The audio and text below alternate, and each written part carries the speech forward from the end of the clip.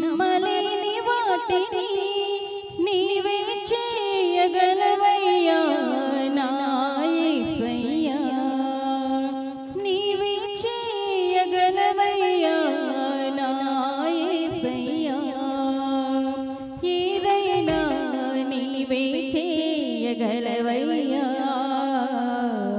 నా జీవితానికి యేసయ్యా. సాధ్యము కాని వాటిని నమ్మలేని వాటిని, సాధ్యము కాని వాటిని నమ్మలేని వాటిని నీవే చేయగలవయ్యా నా యేసయ్యా, ఏదైనా నీవే చేయగలవయ్యా నా జీవితానికి యేసయ్యా.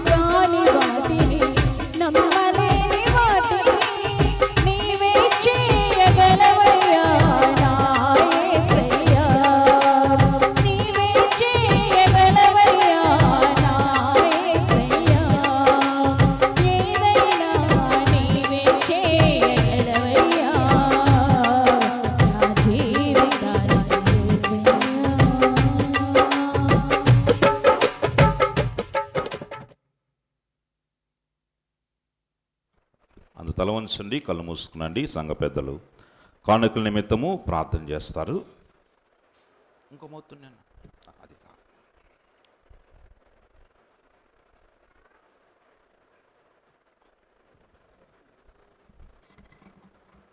ప్రార్థన చేసుకుందాం. కృపా సంపన్నుడా, సర్వసృష్టికర్త, నీకు వందనాలయ్యా, నీ స్తోత్రాలు చెల్లిస్తున్నాం. ఈ మధ్యాహ్న కాల సమయంలో ప్రభా నీ పాదల ఒట్టు మేము ప్రార్థన చేస్తున్నాం. నా దేవా, ఇప్పుడు వరకు నా తండ్రి ఆరాధనలో పాటలు పాడి నేను మహింపరిచారు. హెచ్చరికలో మాతో మాట్లాడావు ప్రభా. ఆరాధన అంతట్లో కూడా క్రమంగా మర్యాదగా ఏక సాతనటం లేకుండా మా మధ్య ఉండి జరిపించినందుకు నీకు వందనాలు స్తోత్రాలు చెల్లిస్తున్నాం. ఈ మధ్యాహ్న కాల సమయంలో ప్రభు నీ పాదాలు పట్టుకుని మేము ప్రార్థన చేస్తున్నాం ప్రభా. ఇప్పుడు వరకు నువ్వు చేసిన మేలుని బట్టి నీకు వందనాలు చెల్లిస్తున్నాం. ఇదిగో నా తండ్రి, మా యొక్క ప్రియ సంఘాన్ని నా ప్రభా నీ పాద సన్నిధి పెట్టి ప్రార్థన చేస్తుండగా దీవించమని, బలపరచమని, ఉద్యోగం దయచేయమని ప్రార్థన చేస్తున్నాం. సంఘంలో ఉన్న ప్రతి కుటుంబాన్ని పేరు పేరు వరుసను దీవించమని ప్రార్థన చేస్తున్నాం. చక్కని ఆరోగ్యాలు బిడ్డలకు దయచేయమని ప్రార్థన చేస్తున్నాం. అనారోగ్యం ఉన్న వారిని జ్ఞాపకం చేసుకోమని ప్రార్థన చేస్తున్నాం. నీ రక్తంతో ప్రోత్సహించి స్వస్థపరచమని ప్రార్థన చేస్తున్నాం. ఎవరికైతే ఏ బాగులేదో నా ప్రభావ నీ ఎరిగిన దేవుడు కనుక ప్రభావ, అంతరంగంలో ఎరిగిన దేవుడు కనుక ప్రభావ బిడ్డలను స్వస్థపరిచి చక్కని ఆరోగ్యాలు బిడ్డలకు దయచేయమని ప్రార్థన చేస్తున్నాం. అలాగే నా ప్రభా మరి ఇక చదువుకునే బిడ్డలలో చదువులో దయచూపమని ప్రార్థన చేస్తున్నాం. ఉద్యోగాల కోసం ఎదురు చూస్తున్న బిడ్డలకు ఉద్యోగాలు దయచేయమని ప్రార్థన చేస్తున్నాం. పరీక్షలు రాసిన బిడ్డలు పరీక్షల్లో పాస్ అవడానికి సహాయం దయచేయమని ప్రార్థన చేస్తున్నాం. దూర ప్రాంతాల్లో చదువుకుంటున్న చిన్న బిడ్డలు ఉన్నారు, పెద్ద బిడ్డలు ఉన్నారు ప్రభా. అంటే వారందరిని కూడా జ్ఞాపకం చేసుకునైనా మంచి జ్ఞానాన్ని దయచేసి చక్కని ఆరోగ్యాలు బిడ్డలకు దయచేయమని, చదువులో ఉన్న ప్రభావ విజయం చేకూర్చమని ప్రార్థన చేస్తున్నాం. అలాగే నా ప్రభా ఉద్యోగాలు చేసుకుంటున్న బిడ్డలు ఉన్నారు, ప్రయాణంలో తోడుగా ఉండు ప్రభా. వారి కుటుంబాలు వారి బిడ్డలను దీవించమని ప్రార్థన చేస్తున్నాం. అలాగే నా ప్రభా మరి ఇక పని చేసుకుంటున్న బిడ్డలు ఉన్నారు ప్రభా. మరి నా తండ్రి నా ప్రభా అటు బిడ్డలను జ్ఞాపకం చేసుకొని చక్కని ఆరోగ్యాలు దయచేయమని, మరి పని పాటల్లో తోడుగా ఉండమని ప్రార్థన చేస్తున్నాం. దేవా నీకు వందనాలు చెల్లిస్తున్నాం. అలాగే నా ప్రభా నా తండ్రి గృహాలు కట్టుకునే బిడ్డలు ఉన్నారు ప్రభా. వారి గృహాలు కట్టుకుంటే తగిన సహాయం దయచేసి సమృద్ధిగా అందించి చక్కని గృహాలు కట్టుకుంటే తగిన సహాయం దయచేయమని ప్రార్థన చేస్తున్నాం. మరి సంతానంటి బిడ్డలు ఉంటే ప్రభా వారికి సంతాన ప్రాప్తి దయచేయమని ప్రార్థన చేస్తున్నాం. వారి గర్భాలు తెరవమని ప్రార్థన చేస్తున్నాం. దేవా నీకు వందనాలు చెల్లిస్తున్నాం. దేవా అట్టి బిడ్డలు నా ప్రభా చక్కని బిడ్డలు నా ప్రభ సంకర పెట్టుకుని సంతోషంగా వచ్చి నా ప్రభ నీ సాక్షిగా నిలబెట్టే బిడ్డలుగా వారిని చేస్తావని ప్రార్థన చేస్తున్నాం. దేవా నీకు వందనాలు చెల్లిస్తున్నాం. నవమాస మరి గర్భశ్రీలు బిడ్డలు ఉంటే నవమాసాలండి మంచి సుఖమైన ప్రస్తుత బిడ్డలు దయచేయమని ప్రార్థన చేస్తున్నాం. దేవా నీకు వందనాలు. వారి కుటుంబాలు వారి బిడ్డలను దీవించమని ప్రార్థన చేస్తున్నాం. చిన్న బిడ్డలను దీవించు ప్రభు, చక్కని ఆరోగ్యాల బిడ్డలు దయచేయమని ప్రార్థన చేస్తున్నాం. దేవా నీ కాపుదల నీ భద్రత ఉంచమని ప్రార్థన చేస్తున్నాం. నా ప్రభా నీకు వెళ్ళిన స్తుతులు స్తోత్రాలు చెల్లిస్తున్నాం. ప్రభా తల్లిదండ్రులు లోబడే బిడ్డలుగా నాయన అట్టి బిడ్డలను ప్రభా నతని బిడ్డలను దీవించమని ప్రార్థన చేస్తున్నాం. దేవా నీకు వందనాలు చెల్లిస్తున్నాం. అసలు వృద్ధులు ఉన్నారు ప్రభా, చక్కని ఆరోగ్యాలు దయచేయమని ప్రార్థన చేస్తున్నాం. దేవా నీకు వందనాలయ్యా నీ స్తోత్రాలు. అలాగే నా ప్రభా నీకు వెళ్ళిన స్తుతులు స్తోత్రాలు చెల్లిస్తున్నాం. ప్రభా మరి నా తండ్రి అనేక ఆత్మలు ఇక గ్రామంలో రక్షింపబడాలని నా ప్రభా ప్రార్థన చేస్తున్నాం. అనేక మందిని నడిపించమని ప్రార్థన చేస్తున్నాం. ప్రభా మందిరం పట్టజాలన్నత విస్తారంగా నడిపించమని ప్రార్థన చేస్తున్నాం. దేవా నీకు వందనాలయ్యా నీ స్తోత్రాలు చెల్లిస్తున్నాం. నూతనంగా వచ్చిన బిడ్డలుంటే ప్రభా మరి యొక్క బిడ్డలను జ్ఞాపం చేసుకునైనా వారి అంతరంగంలో ఎరిగిన దేవుడు ఏదైతే ఆశించి బిడ్డలను ప్రభు నిన్ను అడుగుతున్నారో ప్రభు అట్టి నాయన వారి యొక్క ఆశలు తీర్చి వారిని ఆదుకోమని ప్రార్థన చేస్తున్నాం. దేవా నీకు వందనాలు చెల్లిస్తున్నాం. అలాగే ప్రభా ప్రతి కుటుంబాన్ని పేరు పేరు దీవించి చక్కని ఆరోగ్యాలు బిడ్డలకు దయచేయమని ప్రార్థన చేస్తున్నాం. వారి పని పడల్లో తోడుగా ఉండమని ప్రార్థన చేస్తున్నాం. వారి వ్యాపారాల్లో తోడుగా ఉండు ప్రభా. వారి రాకపోకలేదు కూడా నీకు పని సన్ని తోడించమని ప్రార్థన చేస్తున్నాం. దేవా నీకు వందనాలు అని స్తోత్రాలు చెల్లిస్తున్నాం. అలాగే నా ప్రభా నా తండ్రి నా దేవా నీ స్తోత్రాలనైనా మరి సేవకుల కుటుంబాన్ని జ్ఞాపం చేసుకునైనా నీ స్తోత్రాలు చెల్లిస్తున్నాం. ప్రభా మరి నా తండ్రి నీకు వెళ్ళిన స్తుతులు స్తోత్రాలు. శ్యాంబాబు బ్లెస్ వారికి ఇచ్చిన సంతానాన్ని వారిని దీవించమని ప్రార్థన చేస్తున్నాం. వాళ్ళు చేసి సేవను దీవించమని ప్రార్థన చేస్తున్నాం. దేవా నీకు వందనాలు. జ్ఞానంతో నా ప్రభా సేవ చేయటకి నా ప్రభా తెలివిని జ్ఞానాన్ని దయచి ప్రభా నీకు వందనాలు చెల్లిస్తున్నాం. ప్రభా నీకు వందనాలు. అలాగే నా ప్రభా ఇదిగో తండ్రి యవనస్తులు ప్రోత్సహిస్తున్న బిడ్డలందరినీ కూడా దీవించమని ప్రార్థన చేస్తున్నాం. మరి ఇదిగో నేను దినపోషలు ఇచ్చిన బిడ్డలను జ్ఞాపం చేసుకో ప్రభా నీ స్తోత్రాలు వారికి రెట్లు దయచేయమని ప్రార్థన చేస్తున్నాం. మరి కానుకలు ఉన్న ప్రభా నా తండ్రి ఇచ్చిన బిడ్డలను జ్ఞాపం చేసుకొని నీకు అట్టి రెట్లు వరకు దయచేసిన ప్రభా వారి యొక్క కానుకలు ఉన్నప్పుడు నీ సేవార్థవాటకి నీకు దయచేస్తామని ప్రార్థన చేస్తూ ప్రభా ముందున్న సమయం కూడా ప్రభా నీకు అప్పచెప్పుకుంటున్నాం. ప్రభా నాయన వాక్యం అందేమి పాటలు ఏందేమి నీవే అధ్యక్షుడివై వహించి నీ నామని మహిందించుకోమని ముందున్న సమయంతో నీకు అప్పచెప్పుకుంటున్నాం. ప్రభా నీకే ఎల్లైన స్తుతులు స్తోత్రాలు చెల్లించుకుంటూ ఈ కొద్ది మనలో నీ కుమారుడు నా ప్రభు రక్షకుడైన యేసుక్రీస్తు నామములో ప్రార్థన చేసి అడిగి వేడుకొనిస్తున్నాం పరమ తండ్రి. ఆమేన్. ఈ సమయంలో సోదరి నయోమి ఒక ప్రత్యేకమైన పాట పాడతారు. ఆ తర్వాత మనము వాక్య పరిచయలోకి ముందు కొనసాగుదాం.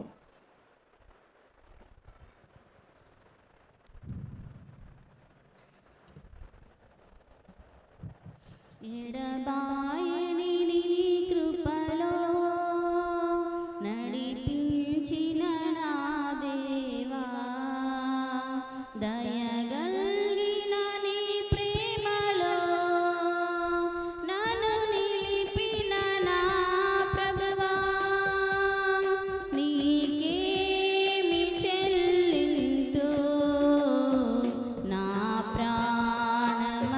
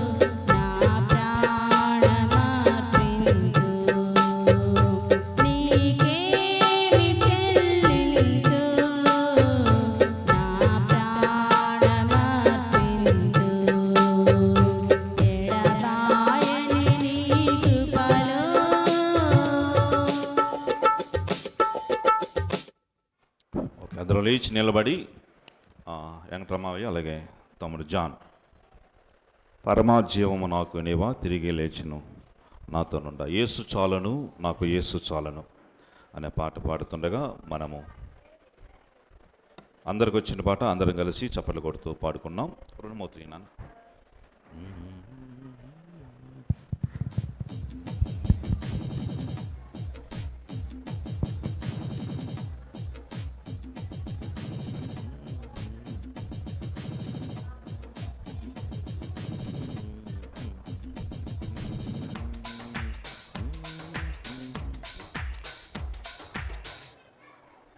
పరమా జీవము నాకు నీవా తిరిగి లేచెను నాతో నుండా, పరమా జీవము నాకు నీవా తిరిగి లేచెను నాతో నుండా, నిరంతరము నన్ను నడిపించును, మరల వచ్చి యేసుకొని పోవును, నిరంతరము నన్ను నడిపించును, మరల వచ్చి యేసుకొని పోవును, యేసు చాలును హల్లెలూయా హల్లెలూయా, యేసు చాలును హల్లెలూయా హల్లెలూయా, ఏ సమయమైనా ఏ స్థితికైనా నా జీవితములో యేసు చాలును,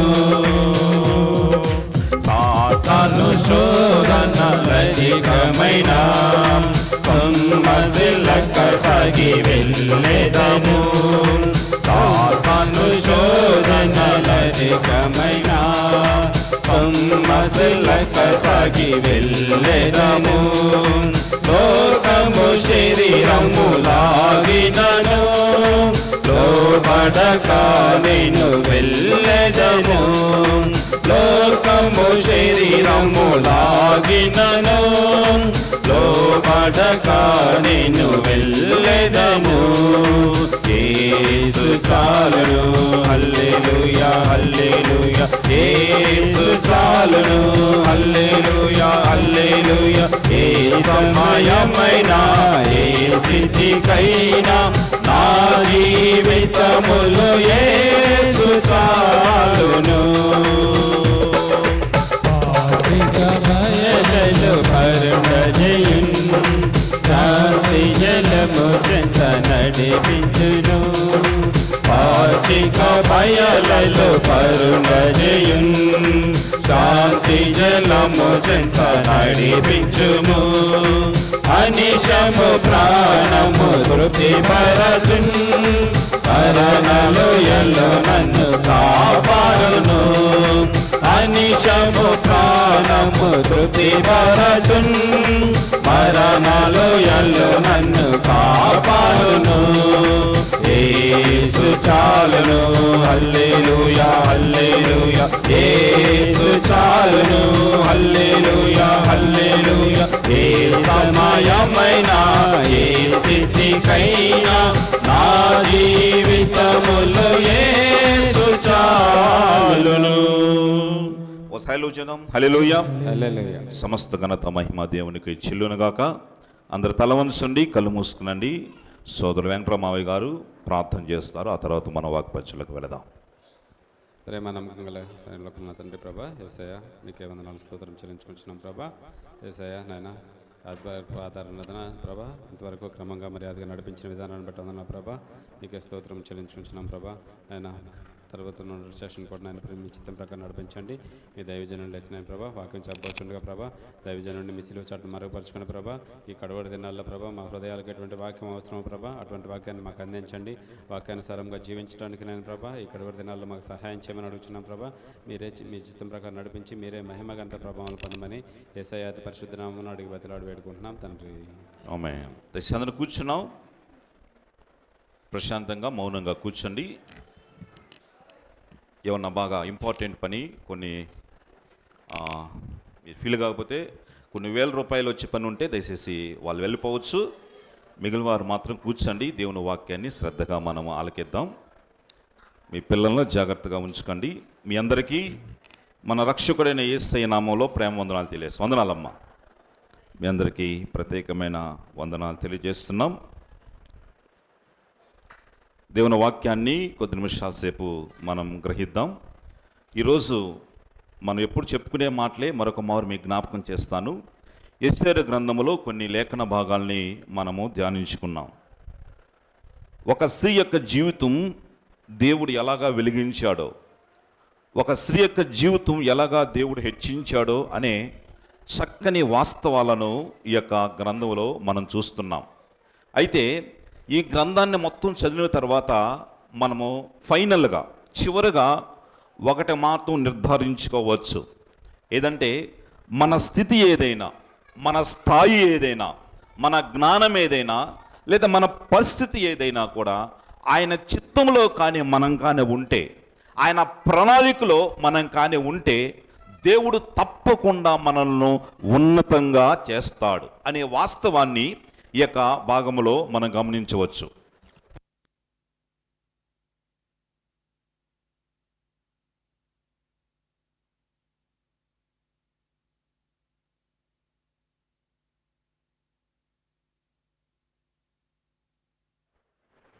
ఓకే, అయితే ఈ యొక్క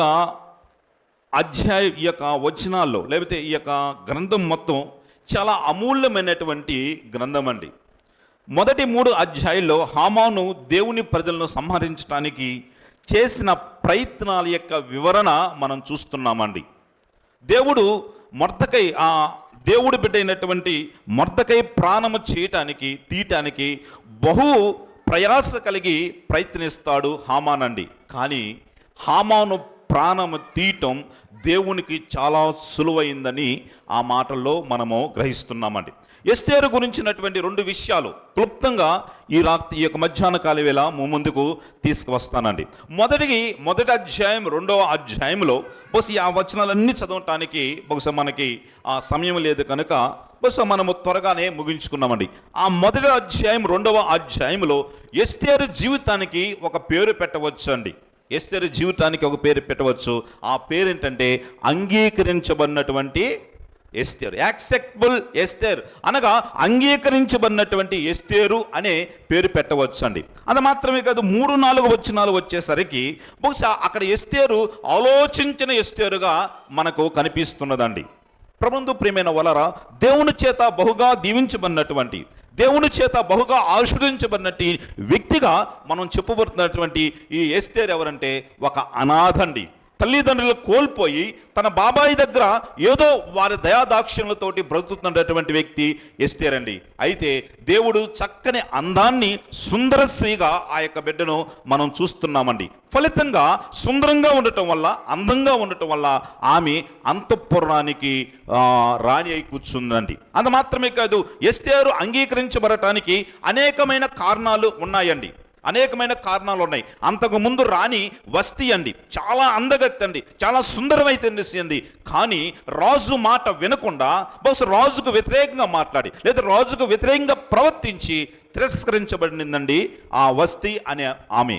తర్వాత ఆ స్థానాన్ని పూర్తి చేయడానికి అనేక వందల మంది రాకుమారులు బహుశా వచ్చారు, రాజు బహుశా రాణి వచ్చారండి. కానీ వారందరిలో ఏక యోగ్యత లేనటువంటి, ద్యూనురాలైనటువంటి, ఒక అనాథైనటువంటి ఎస్తేరును రాజు బహుశా ఆ రాణిగా ఎన్నుకున్నట్లుగా మనం చూస్తున్నామండి. ప్రభునందు ప్రియమైన వాళ్ళరా, ప్రియమైన సోదరి, బహుశా ఇందాక చెప్పాను కదా, దేవుని చిత్తములో కానీ మనం ఉంటే, ఆయన ప్రణాళికలో కానీ మనం ఉంటే, లేకపోతే ఆయన యొక్క తీర్మానంలో కానీ మనం ఉంటే, తప్పకుండా నీ స్థితి ఏదైనా, నీ పరిస్థితి ఏదైనా కూడా, బహుశా నీ ప్రస్తుత పరిస్థితి దారుణంగా ఉన్నా కూడా దేవుడు ఒకానొక సమయంలో తప్పకుండా నిన్ను హెచ్చిస్తాడండి. ప్రభునందు ప్రేమ ఎస్తేరు చూద్దామండి. ఎస్తేరు గ్రంథము 1వ అధ్యాయం 19వ వచనంలో చదవండి తమ్ముడు, చదవండి.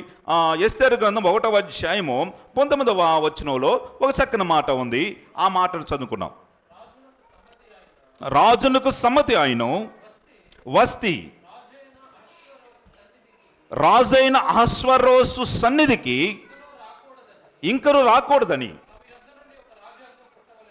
పుట్టవలను, తప్పకుండానట్లు పారసీకుల యొక్కయో మాదీయుల యొక్కయు న్యాయము చొప్పున నియమింపవలెను, మరియు వస్తీ కంటే యోగ్యురాలని రాణిగా తాము చేయవలెను. ఇది రాజుగారి ఆజ్ఞ అండి.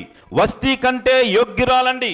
అంటే వస్తీ కంటే యోగ్యురాలంటే ఉంది, అందంలో యోగ్యురాలు, మాట వినే దాంట్లో యోగ్యురాలు, బస్ అన్నిటిలో భర్తకు మాట వినేటువంటి యోగ్యురాలను బహుశా వస్తీ స్థానములో ఉంచటానికి వారందరూ తీర్మానించారు. అయితే ప్రభునందు ప్రియమైన వాళ్ళరా, వారందరిలో ఎస్తేరు యోగ్యురాలుగా అంగీకరించబడినట్లుగా మనం చూస్తున్నాం. ప్రియమైన వాళ్ళరా, ప్రియమైన సోదరి, ఈ మాట నేను జ్ఞాపకం చేయడానికి నా యొక్క ఉద్దేశం ఏంటంటే, బస్ ఈ దినము మనం కూడా ఆరాధించడానికి వచ్చాం, మనం కూడా స్తుతించడానికి వచ్చాం. మన కృతజ్ఞత అర్పణలు బహుశా ఈ బాహ్య సంబంధమైనటువంటి కానుకల గురించి కాదు నేను మాట్లాడుతుంది. మన ఆత్మ సంబంధమైన కానుకలు ఆ రాజుల రాజు ప్రభువుల ప్రభువుకు సమర్పించటానికి తీసుకువచ్చాం. ఆద్యంత రహితుడు, సింహాసనాసీనుడు, నిన్న నేడు ఏకరీతిగా ఉన్నటువంటి పుణ్యాత్ముడు, ఒక్క మాటతో సృష్టిని సృష్టించినటువంటి ఆ దేవదేవుని ప్రియరక్షకుని పాద సన్నిధికి మనం వచ్చాం. అయితే నీ యొక్క ఆరాధన ఆయనకు యోగ్యకరంగా ఉన్నదా? నీ ఆరాధన అంగీకరించటానికి, నీ స్తుతిని ఆయన స్వీకరించటానికి నీవు నేను మనము యోగ్యులుగా ఉన్నామా అన్నది పరిశీలించుకోవాలి. బైబిల్లో ఒక మాట చెప్తుందండి. 12వ అధ్యాయము, సామెతల గ్రంథం 12వ అధ్యాయం 4వ వచనాన్ని చూడండి. సామెతల గ్రంథము 12వ అధ్యాయము 4వ వచనంలో ఒక చక్కని మాట ఉన్నది. యోగ్యురాలు తన పెరిమిటికి కిరీటము, సిగ్గు తెచ్చినది వాని ఎముకలకు కుళ్ళు. యోగ్యురాలు తన పెనిమిటికి కిరీటం అనగా యోగ్యత కలిగి ఉంటే నీ కాలమది ఏమున్నట్టండి? కిరీటం ఉన్నట్టు. యోగ్యత లేకపోతే నీ కుటుంబానికి, నీ భర్తకు, నీ బిడ్డలకు, బహుశా సమాజానికి, సంఘానికి నువ్వు ఎవరివి? ఒక కుళ్ళివి అని తెలియజేస్తున్నాడు. ప్రియమైన వాళ్ళరా, ప్రియమైన సోదరి, ఈ మాటలు వింటుంటే మన గుండెలు తప్పకుండా బాధతో విలవెల్లాడిపోతాయి. కారణం ఏంటంటే, నేను సంఘానికి, నా కుటుంబానికి, నా భర్తకు, నా బిడ్డలకు నేను కుళ్ళుగా ఉన్నానా, లేకపోతే ఒక కిరీటంగా ఉన్నానన్నది మనం పరిశీలించుకోవాలండి. ప్రియమైన సోదరి, ప్రియమైన సోదరులారా, ఈ మధ్యాహ్న కాలవేళ సంఘములో నీ యొక్క స్థానం ఏమిటి? బహుశా సంఘములో దేవుడు నీకు ఇచ్చినటువంటి వరం ఏమిటి? సంఘములో నీకు ఇచ్చినటువంటి పని ఏమిటి? ఆ పనిని సజావుగా చేస్తూ ఒక యోగ్యురాలుగా ఆ పరిచర్యను నేను కొనసాగిస్తున్నామా? ప్రాముఖ్యంగా నిన్ను వధువుగా కోరినటువంటి ఆ ప్రభువుకు నువ్వు కిరీటముగా ఉన్నావా, లేకపోతే కుళ్ళు తెచ్చేవాడిగా ఉన్నావా? ప్రియమైన సోదరి, ప్రియమైన వాళ్ళ, కుళ్ళు అంత మాత్రమే కాదు, సిగ్గు తెస్తుంది అని తెలియజేస్తున్నాడు. ఆనాడు యోగ్యురాలు కనుక ఎస్తేరు అంగీకరించబడింది. ఈనాడు నా యోగ్యత బహుశా ఎవరి చేత అంగీకరించబడాలి? మన ప్రభు అయిన యేసుక్రీస్తు వారి చేత అంగీకరించబడాలండి. ఆయనకు ఘనత తెచ్చే విధంగా మన యోగ్యత, మన బ్రతుకులు, మన జీవితం ఉండాలని దేవుడు మాటలను బట్టి ఈ సమయంలో మనము నేర్చుకోవాలి. అసలు ఎవరు యోగ్యులని బైబిల్ చెప్తుంది? కొన్ని మాటలు మీ ముందుకు తీసుకొస్తాను, చూద్దామండి. బైబిల్ గ్రంథంలో ఏం చెప్తుందో. మొదటి దశలోనికి రాసిన పత్రిక 2వ అధ్యాయము 4వ వచనంలో ఎవరు యోగ్యురాలు? యోగ్యురాలు తన భర్తకు, తన సంఘానికి, తన కుటుంబానికి, లేకపోతే తన బిడ్డలకు మంచి కిరీటం వంటిది, మంచిదే. అయితే ఎవరు యోగ్యురాలు అని దైవ గ్రంథం తెలియజేస్తుంది. మొదటి దశలోనికి రాసిన పత్రిక 2వ అధ్యాయము 4వ వచన భాగంలో ఒక చక్కని మాట ఉంది. ఆ మాటను కూడా మనం చూసుకున్నామండి. సువార్తను మాకు అప్పగించుటకు యోగ్యులమని దేవుని వలన ఎంచబడిన వారమై మనుషులను సంతోషపెట్టు వారము కాక మన హృదయంలో పరీక్షించు దేవునినే సంతోషపెట్టువారమై బోధించుతున్నాము. యోగ్యులని ఎవరు అనాలండి? యోగ్యులని ఎవరు అనాలి? అయ్యా పాస్టర్ శ్యాంబాబు గారు అనాలా? కాదండి. సంఘ పెద్ద లాజర్ గారు అనాలా? కాదండి. నీ తోటి సహోదరు యోగ్యురాలు కాదండి. వారందరికంటే ప్రాముఖ్యముగా మనందరిని యోగ్యులు ఎవరెవరంటే దేవుని చేత యోగ్యులుగా ఎంచబడాలి. ప్రబంధు ప్రియమైన వాళ్ళరా, నేను పాటలు పాడటానికి యోగ్యుణ్ణి, లేకపోతే నేను ప్రసంగం చేయడానికి యోగ్యుణ్ణి, అది మాత్రమే నేను స్తుతి ఆరాధన చేయడానికి యోగ్యుణ్ణి, లేకపోతే ఈ స్థానంలో నిలబడటానికి యోగ్యుణ్ణి, లేకపోతే నేను సంఘములో ఒక అధికారం కలిగి ఉంటాను యోగ్యుణ్ణి అని చెప్పేసి నీకు నీవుగా నాకు నానుగా నేను అనుకోవటానికి లేదు. కానీ మనలను ఎవరు యోగ్యులుగా ఎంచాలి? మన ప్రియ ప్రభు అయిన యేసుక్రీస్తు వారు యోగ్యులుగా దేవుని చేత యోగ్యులుగా ఎంచబడుతున్నావా? ప్రియమైన సోదరులారా, ప్రియమైన సోదరి, విశ్వాసులు అనేక మంది ఇక్కడే బోల్తా పడుతున్నారండి. నేను యోగ్యునే, నా జీవితం, నా భక్తి, నా విశ్వాసం, బస్ నేను ఇచ్చే కానుకలు, లేకపోతే నా అధికారం, నా హోదా బహుశా నేను యోగ్యుని అనిపిస్తుంది అని అనుకుంటున్నావు, కానీ కాదు కాదు ప్రియమైన సహోదరి, ఇవన్నీ కాదు. దేవుడు నిన్ను యోగ్యుడిగా ఎంచుతున్నాడా, దేవుడు యోగ్యులుగా ఎంచుతున్నాడని మనకు మనం పరిశీలించుకొని ఆ పరిశీలనలో మన జీవితాన్ని దిద్దుకోవాలని ఈశ్వర ప్రభు మనతో మాట్లాడుతున్నాడు. ఆయన చేత యోగ్యులుగా ఎంచకబడకపోతే, ఆయన చేత అంగీకరించబడమని దేవుడు మాటలను బట్టి ఈశ్వర ప్రభు మనతో మాట్లాడుతున్నాడు. దేవుని దీనులకు నువ్వు నేను అర్హులు కావాలంటే యోగ్యత కలిగినటువంటి ఆశీర్వాదకరమైనటువంటి జీవితాన్ని కలిగి ఉండాలి. చూడండి, ఇంకా దేవుడు ఎవరిని యోగ్యులుగా ఎంచుతాడు? దేవుడి చేత యోగ్యులుగా ఎంచబడాలి. కొరింథీయులకు రాసిన 2వ పత్రిక 10వ అధ్యాయము 12వ వచనంలో మరొక మాట ఉంది. చూడండి తమ్ముడు, 2వ కొరింథీయులకు రాసిన పత్రిక 10వ అధ్యాయము 18వ వచన భాగం. అక్కడ కూడా ఒక చక్కని మాట ఉంది. ఎవరు యోగ్యులు? ప్రభువు మెచ్చుకున్నవాడే యోగ్యుడు గాని తన్ను తాను మెచ్చుకునేవాడు. చాలా స్పష్టంగా, there is no need to explanation. ఇక్కడ ఏమాత్రమును ఇది వివరించడానికి అవసరం లేదండి. ఏంటంటే ప్రభువు మెచ్చుకున్నవాడే యోగ్యుడు, కానీ తాను తానే మెచ్చుకునేవాడు యోగ్యుడు కాదు. ప్రభువుతో ప్రియమైన వాళ్ళరా, ఒకసారి ఆలోచిద్దాం. ప్రభువు నన్ను మెచ్చుకుంటున్నాడా? నేను మాట్లాడేవి, నేను చూసేవి, నేను ఆలోచించేవి, నేను చేసేవి అంత మాత్రమే కాదు, నా నిర్ణయాలు, నా జీవితం, నా పద్ధతులు, నా సమాజంలో నా స్థితిని దేవుడు మెచ్చుకుంటున్నాడా, నొచ్చుకుంటున్నాడా? ప్రభువుతో ప్రియమైన వాళ్ళు, దేవుడు అంటే ఎంత నిర్లక్ష్యంగా భక్తిని విడిచి, దేవుడు బహుశా దేవుడి కోసం సమస్తాన్ని విడిచి రావాల్సినటువంటి నీవు ఇంకా లోకం కోసం బ్రతుకుతూ ఆయన్ని విడిచినటువంటి సందర్భాలు లేవా? చాలా ఉన్నాయి. ప్రియమైన సోదరి, ప్రియమైన సోదరులా, బహుశా ఇది దేవునికి ఇష్టం లేదు, ఈ ఆలోచన దేవుడికి ఇష్టం లేదు, ఈ మాట దేవుడికి ఇష్టం లేదు, ఈ పద్ధతి దేవుడికి ఇష్టం లేదు అని చెప్పేసి నీకు నీవే నీ మనస్సాక్షిలో నొచ్చుకొని ప్రభువు చేత క్షమించబడి ఆయన ఎదుకు వస్తేనే నువ్వు ప్రభువు చేత మెచ్చుకునేవాడిగా ఉంటావండి. ప్రేమ ఆయన చేత యోగ్యులమని, బహుశా మనుషుల చేత యోగ్యులని పిలిపించుకుంటే నువ్వు క్రైస్తవుడు అని పిలబడతావేమో, భక్తిపరుడు అని పిలబడతాను. ఎస్, ఆ చర్చికి సంబంధించిన వ్యక్తి, లేకపోతే మంచి భక్తిపరుడు అండి మనుషుల చేత నువ్వు అనిపించబడతావేం, కానీ బహుశా దేవుని చేత యోగ్యుడివి అనిపించబడితే ఆయన కుమారుడుగా నీవు నేను తీర్చబడతామండి. ఆయన చేత యోగ్యుల. ఇది కొంచెం కష్టమే, అయినా కూడా మనం ఇష్టపడాలండి. వాక్యం నీతో సూటిగా మాట్లాడుతుంది. ప్రభువుతో ప్రియమైన వాళ్ళరా, బహుశా అందుకు అపోస్తలుడైన పౌలు అన్నాడు, నేను మనుషులను సంతోషపెట్టేవారినైతే, బహుశా నేను మనుషుల కోసం వాక్యం చెప్పేదే, నా వాక్యాన్ని వారు నచ్చుతున్నారు, నా వాక్యాన్ని వీరు నచ్చుతున్నారు, అది ఇది అని చెప్పేసి హడావుడి చేస్తే బహుశా నేను మనుషుల చేత మెప్పించబడతాను. కానీ నేను ఎవరి చేత మెప్పించబడాలి? దేవుని చేత మెప్పించబడాలి. మీ చేత నొచ్చుకున్నా పర్వాలేదు, అది మాత్రమే నా బోధ చేత, లేకపోతే నా ప్రసంగాల చేత, లేకపోతే నా మాటల చేత మీరు నొచ్చుకున్నా పర్వాలేదు. అంత మాత్రమే కాదు, నా దగ్గరకు రాకపోయినా పర్వాలేదు, కానీ ప్రభువు చేత మెచ్చుకోవాలంటే నేను సరిగా ప్రసంగం చేయాలి అని తన భక్తి గురించి, తన ప్రసంగాల గురించి ఎవరు చెప్తున్నారు?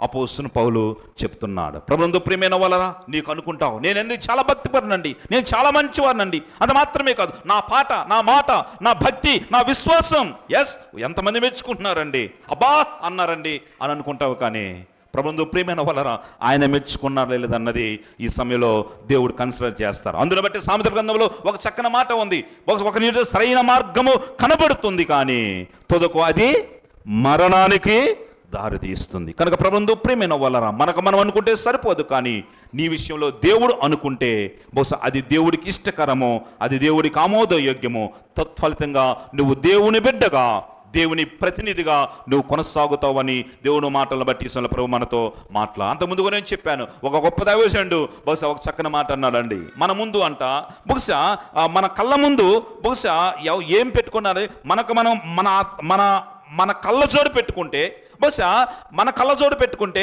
అన్నీ స్పష్టంగానే అన్ని మంచిగానే కనిపిస్తాయి, కానీ వాక్యమైన కళ్ళజోడు పెట్టుకోవాలంట. ఏందండి?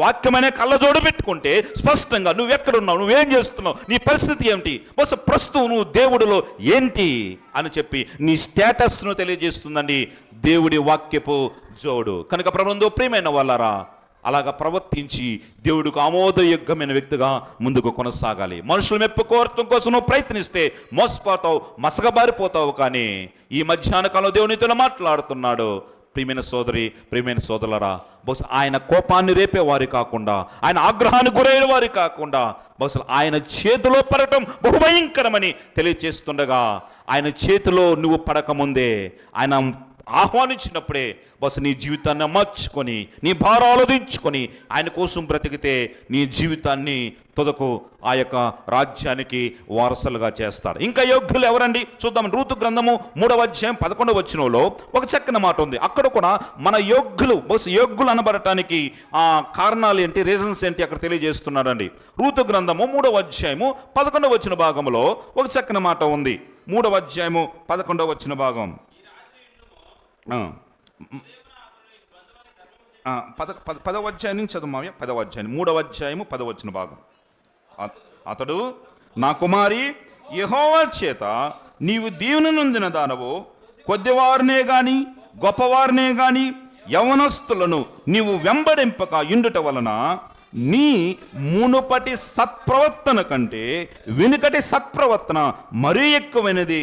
కాబట్టి నా కుమారి, భయపడకము, నీవు చెప్పినదంతే నీకు చేసేదను, నీవు యోగ్యురాలవనే నా జనులందరూ ఎరుగుదురు. నీవు యోగ్యురాలవని నా జనులందరూ. ఎంత మంచి మాట అండి. ప్రభునందు ప్రియమైన వల్ల బోయోజు రూతుతో చెప్తున్నాడు, అయ్యా నువ్వు యోగ్యురాలవని మా జనులందరూ అనుకుంటున్నారు.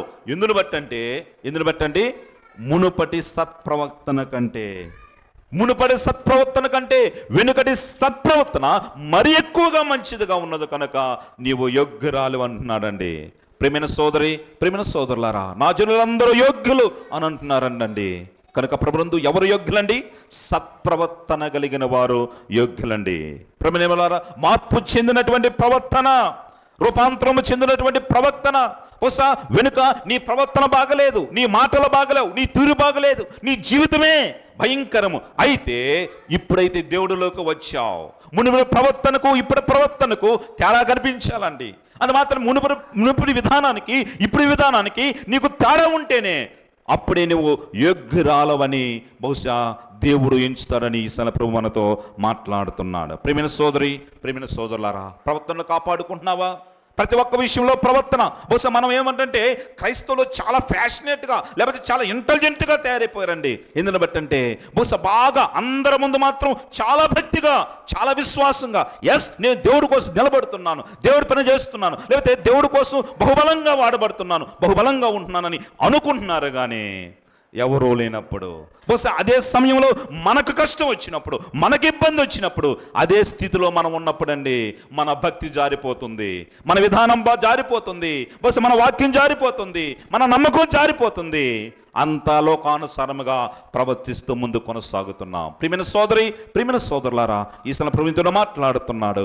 మునుపటి సత్ప్రవర్తన కంటే వెనుకటి సత్ప్రవర్తన మరి ఎక్కువగా ఉన్నప్పుడు మాత్రమే నీవు నేను మనందరము యోగ్యులమండి. ఆ యోగ్యులుగా దేవుడు ఎదుస్తాడు. తుదకు ఆయన చేత అంగీకరించబడేవాడిగా ఉంటామండి. నేడో రేపే మేఘారుడై కడబడు శబ్దముతోటి మిక్కుడు విరండముతోటి ఆయన రాబోతున్నాడండి. ఆయన వచ్చినప్పుడండి నువ్వు ఎలాగా ఉండాలి? బుద్ధి లేని కన్నికలు కూడా అన్నారండి, అయ్యా మేము డ్రెస్ చేసుకున్నావయ్యా, అయ్యా డ్యూటీలు తీసుకున్నావయ్యా, అంత మాత్రమే నీకోసం అది చేశాం ప్రభా, నీకోసం దెయ్యాలు వెళ్ళగొట్టాం ప్రభా, నీకెన్నో కానుకలు ఇచ్చాం ప్రభా, ప్రతి వారము బీరుపోకుండా వచ్చాం ప్రభా, అందరికంటే ముందు వచ్చేది నేనే, పాస్టర్ గారు కానుక ఇచ్చేది నేనే, ప్రతి పండక్కి బహుశా నేను అందరితోటి మంచిగా ఉండి శక్తి పని చేసేది నేనే అని చెప్పేసి అనుకున్నారు. కానీ లోపల నుంచి ఒక స్వరం వినపడిందండి. ఎవరండి? మీరెవరో నాకు, అయ్యో నేను తెలియపోవటం ఏందండి, నీకు ప్రార్థన చేశాను కదా, అయ్యో నీకు తెలియపోవటం ఏందండి, వాక్యం విన్నాను కదా, అయ్యో తెలియకపోవటం ఏందండి, కానుకలు ఇచ్చాను కదా అన్నప్పుడు మీరెవరో నాకు తెలియదు. ప్రియమైన సోదరి, అలాంటి స్వరం నీకు నాకు వినబడక ముందే ప్రభునందు ప్రియమైన వల్ల దేవుడు మాటలు చెప్తాను. ప్రసంగి గ్రంథములో నీ కుండకు సెగదగలకముండే అని అన్నారండి. భయంకరమైన మాట. ప్రియమైన సోదరి, అలాగా యోగ్యులుగా ఎంచబడాలని ఈశ్వర ప్రభు మనతో మాట్లాడు. అందుకే తిమోతికి మన గత వారం కూడా 2 వారాల క్రితం మనం గుర్తు చేసుకున్నాం. ఓ తిమోతి, నీ సాక్ష్యం, నీ దేవుని ఎదుట నీ ప్రవర్తన, బహుశా నీ సంఘం ఎదుట నీ ప్రవర్తన ఎలాగా ఉండాలి? సిగ్గుపడలక్కరలేని విధంగా ఉండాలని తెలియజేస్తున్నాను. ప్రియమైన వాళ్ళరా, ప్రియమైన సోదరి, నీ గుండెల మీద నువ్వు ఎవరికి చెప్పలేదు. ఇంటికి పోయిన తర్వాత అయినా కూడా నీ గుండెల మీద చేసుకొని నేను మాట్లాడిన మాట నా దేవుడికి సిగ్గుతీస్తుందా? నిజంగా ఈ మాట మాట్లాడి దేవుని పసందికి నేను నిజంగా పోగలనా? లేకపోతే నేను ఇట్లా ప్రవర్తించి ఈ పాత్రలు నేను స్పష్టంగా యథేచ్ఛగా బహు సంతోషంతో చేయవేయగలుగుతున్నానా అని చెప్పి నీ గుండెలకు నువ్వు సమాధానం చెప్పుకుంటే ప్రియమైన వాళ్ళరా, మన పరిస్థితి ఏంటండి? కనుక ఆ రోజు అహర్వషోషు రాజు ఎస్తేరును అంగీకరించాడు. ఈ రోజు రాజుల రాజు ప్రభువుల ప్రభు నిన్ను అంగీకరిస్తున్నాడా? ఈసారి ప్రభు నీతో మాట్లాడుతుండగా ఎస్తేరులో ఇంకో మంచి లక్షణం ఉన్నదండి. నాన్నకు విధేయత చూపినటువంటి ఒక అనాథగా మిగిలిందండి. అలాంటి సమయంలో తన చిన్నాన్నకు విధేయత చూపిందండి. విధేయత చూపింది. తత్ఫలితంగా రాజా అంతఃపురానికి వెళ్ళింది. కానీ వస్తే ఏ ఆలోచన ఉందండి?